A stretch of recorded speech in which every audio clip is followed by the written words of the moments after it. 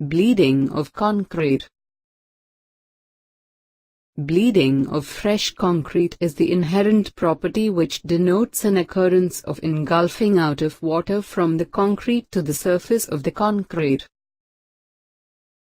This is generally observed in a highly wet mix, badly proportioned and insufficiently mixed concrete.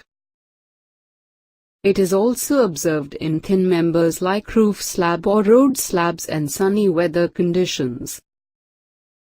Sometimes, along with water, certain quantity of cement also comes to the surface. During finishing with the trowel and floats, the aggregate goes down and the cement paste come up to the top surface. This results in the formation of lay items. The bleeding of concrete will result in the loss of wearing quality of the surface.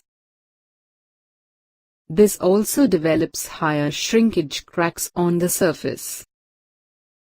Bleeding rate increases with time up to an hour after concreting, and thereafter the rate decreases till the setting time of cement.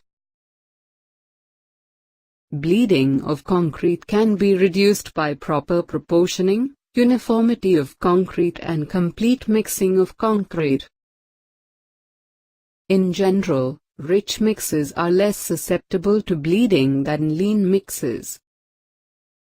Besides, the bleeding of concrete is not completely harmful if the rate of evaporation of water is equal to the rate of bleeding of concrete. Thank you for watching.